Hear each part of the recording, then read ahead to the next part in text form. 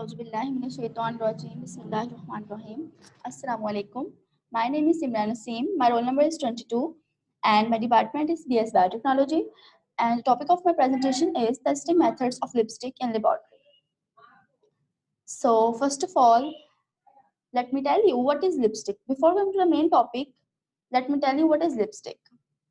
So basically, lipstick is a cosmetic product containing oils, pigments, waxes, and emollients that can apply color, texture, and protection to the lips.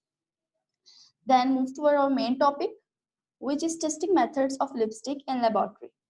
So first is color control, then determination of melting point, which is heat test, softening point, microbial testing, rancidity, rupture test, breaking load test, and the last one is test for check having metals in lipstick. So first, color control.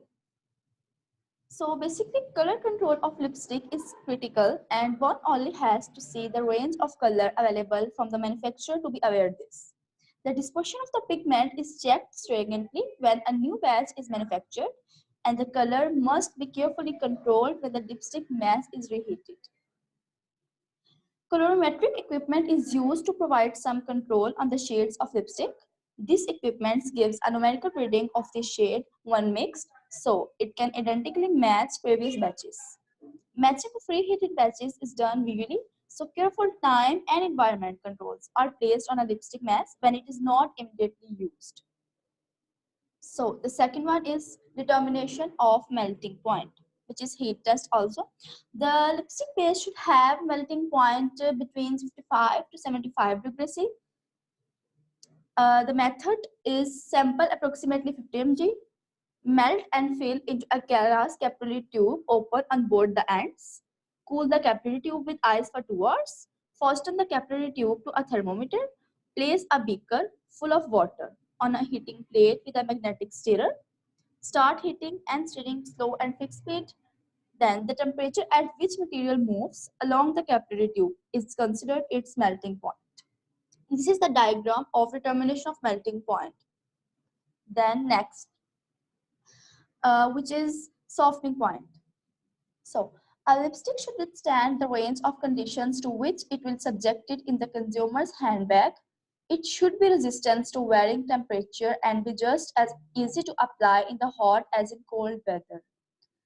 The softening point range is 50 to 55 degrees C. And there are other methods which are ring and ball method and the second method. So then first ring and ball method.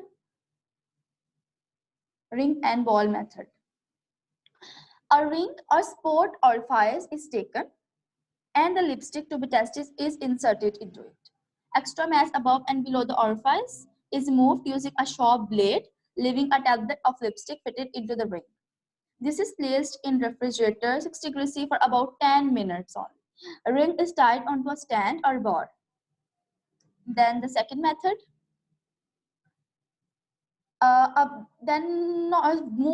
this is also the ring and ball method, which is a beaker containing 500 ml water at room temperature.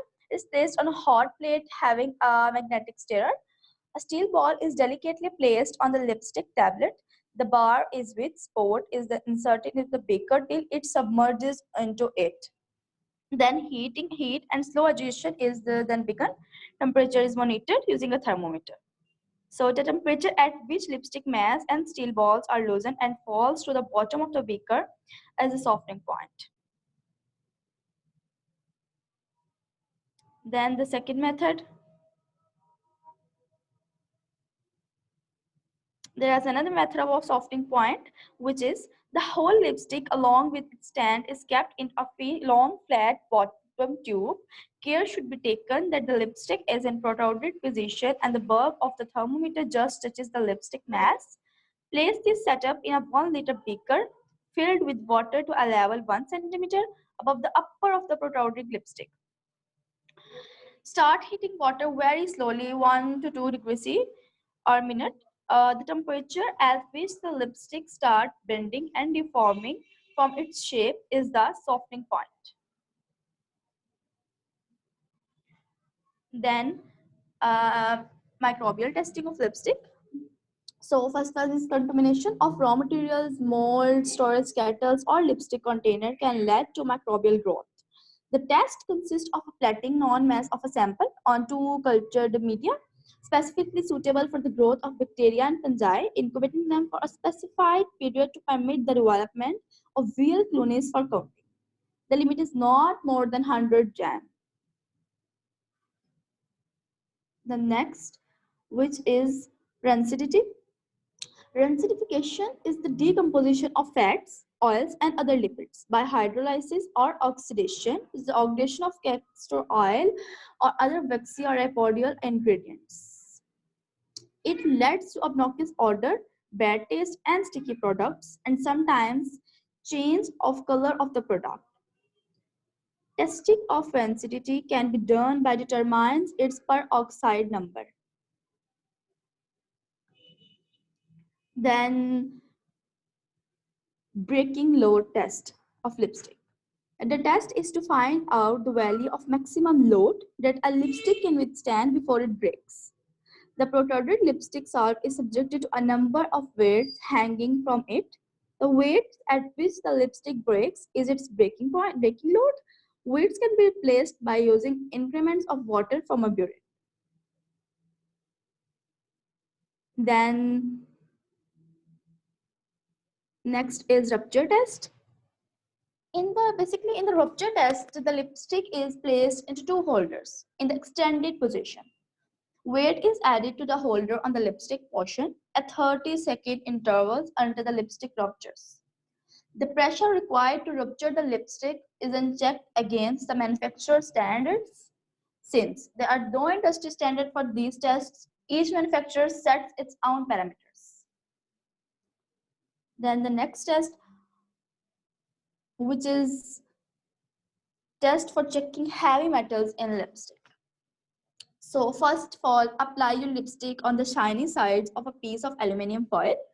Rub in small circles for 10 seconds with a tissue and check the color of your tissue. If some black traces appear, then your lipstick contains mercury or lead. Well, to put it simply, the mercury and or lead in your lipstick reacts with the aluminum contained in the foil, which creates a reaction and black traces appear. Basically, the reaction of this equation is visible on the tissue. Black color is signing a positive reaction between heavy metals contained in your lipstick and aluminum foil. That's all related to the testing methods of lipstick. Thank you.